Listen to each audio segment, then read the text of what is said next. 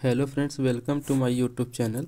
आज की इस वीडियो में हम देखेंगे जो ये हमारा इलेक्ट्रिकल पोल्स होता है उनके क्या क्या पार्ट्स होते हैं, उनके नेम और उनके फंक्शन वो कैसे वर्क करते हैं। ठीक है, तो इस इमेज में आप देख सकते हैं कुछ एनिमेटेड पोल्स लगे हुए हैं और कुछ एनिमेटेड डिवाइसेस हैं, और इसके साथ साथ उनके रियल इमेज भी दिखाए गए हैं कि मतलब जो ये पार्ट्स हैं पोल्स के वो रियल में किस तरह से दिखते हैं।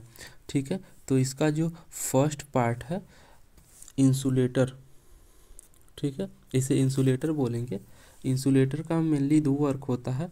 ये क्या करता है कि ये कंडक्टर्स जो आ रहे होते हैं, जो इस तरह से कंडक्टर आ रहे होते हैं, कंडक्टर वायर्स, उनको आपस में सेपरेट रखता है। ठीक है, और उनको एक जगह पे होल्ड करके रखता है, एक मतलब एक पोजीशन पे होल्ड करके रखता है। ठीक है, अब इसके पहले पार्ट जो इंसुलेटर था उसका यूज़ तो हमने देख लिया।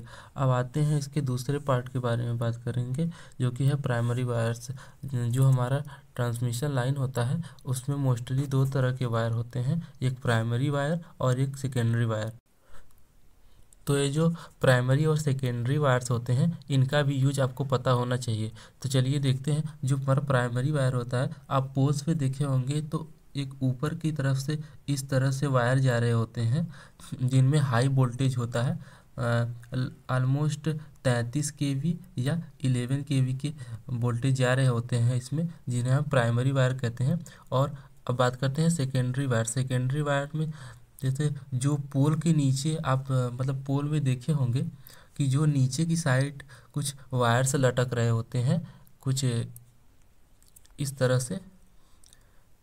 से इसे सेकेंडरी वायर कहते हैं। तो जो ये हमारा प्राइमरी वायर्स होता है, इसके थ्रू हम एक कॉलोनी से दूसरे कॉलोनी में करेंट्स को यानी इलेक्ट्रिकल एनर्जी को भेज रहे होते हैं। और जो हमारा ये सेकेंडरी वायर होता है जो इस तरह से होता है, उसका हम लोग मेनली डिस्ट्रीब्यूशन में वर्क करते हैं।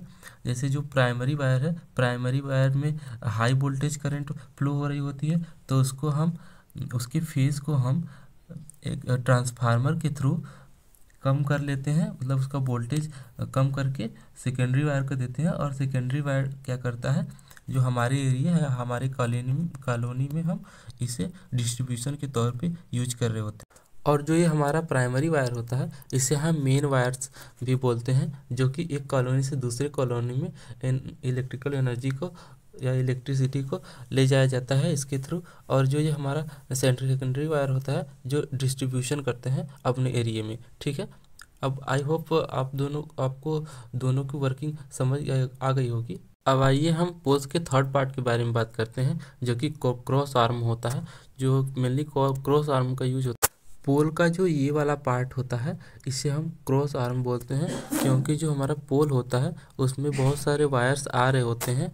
ठीक है, तो उसको हैंग करना होता है, और हैंग करने का काम क्या करता है क्रॉस आर्म। क्रॉस आर्म का यूज हम इसलिए करते हैं क्योंकि एक पोल से बहुत सारे वायर्स को व्यवस्थित तरीके से दूर दूर तक डिस्ट्रीब्यूट किया जा सके। अब बात करते हैं हम पोल्स के फोर्थ पार्ट की, जो कि है कटआउट। कटआउट क्या होता है? कटआउट एक तरह का मतलब स्विच का वर्क करता है। अगर हमें पूरी सप्लाई जो जा रही होती है ट्रांसफार्मर में, अगर उसको रोकना है तो हम लोग कटआउट का यूज़ करते हैं। कटआउट के मेनली दो वर्क होते हैं, जैसा कि आप नाम से जान पा रहे होंगे। कटआउट, अगर हमें सप्लाई आगे के लिए रोकना है तो हमें क्या करना पड़ता है, ये कटआउट क्या करता है, ये मतलब कि करंट को कट कर देता है और इसके आगे सप्लाई नहीं जान देता है। और इसमें एक फ्यूज लगा होता है जो शॉर्ट सर्किट के कंडीशन में फ्यूज हो जाता है, जिससे हमारी इलेक्ट्रिकल अप्लायंसेस पे कोई इफेक्ट नहीं। अब इसके बाद पोल्स के अगले भाग की बात करेंगे, जो कि है लाइटनिंग अरेस्टर। लाइटनिंग अरेस्टर क्या होता है कि जब कभी आकाशीय बिजली इसके ऊपर गिरता है, यानी हमारे पोल के ऊपर गिरता है, तो ये प्रोटेक्शन देता है। ये क्या करता है कि आकाशीय बिजली को ऑब्जर्व कर लेता है और वो उसको मतलब अर्थ कर देता है। ठीक है, ग्राउंड कर देता है उसको।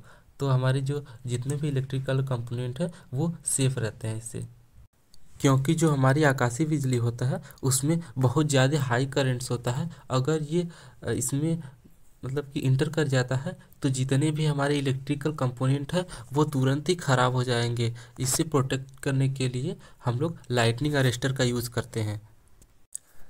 ये जो हमारा लाइटनिंग अरेस्टर होता है वो एक वायर के थ्रू, आप देख सकते हैं इस इमेज में, ये वायर है, इस वायर के थ्रू जो कि कॉपर ग्राउंड वायर के साथ जुड़ा होता है, ये इसी तरह से मतलब जब इसमें लाइटिंग अरेस्टर में वोल्टेज आएगा हाई वोल्टेज, तो ये क्या करता है, कॉपर ग्राउंड वायर के की हेल्प से इसको ग्राउंड कर देता है, जिससे हमारे सारे इलेक्ट्रिकल अप्लायंसेस जो हैं वो सेफ रहते हैं।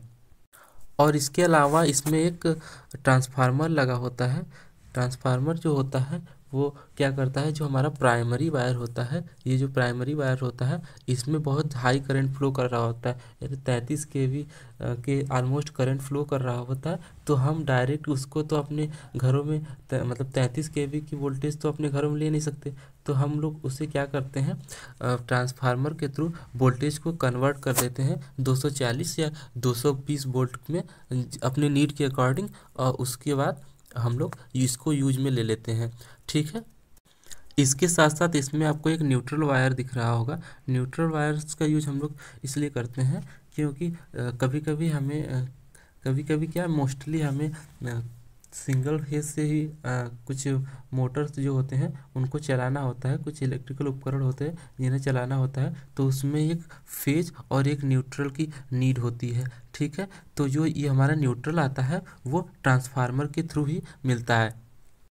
और इसके बाद आता है फ़ोन या केबल वायर। फ़ोन या केबल वायर जो होता है वो कम्युनिकेशन के लिए, जैसा कि हमारे जो फ़ोन के वायर्स होते हैं, टेलीफोन के वायर्स होते हैं और वाईफाई के वायर्स होते हैं, उनको भी इस पोल के थ्रू हैंग करके घरों तक पहुंचाया जाता है। और इसके बाद आता है गे वायर। इसे गे वायर या गाय वायर भी बोलते हैं। ये क्या करता है, ये पोल को एक मैकेनिकल सपोर्ट दे के रखता है। कभी कभी क्या होता है, हवा बहुत तेज़ी से चलता है तो पोल गिर न जाए, इसलिए ये मतलब कि मैकेनिकल स्ट्रेंथ देता है, मैकेनिकल सपोर्ट देता है इस पोल को। ठीक है, थैंक्स फॉर वॉचिंग।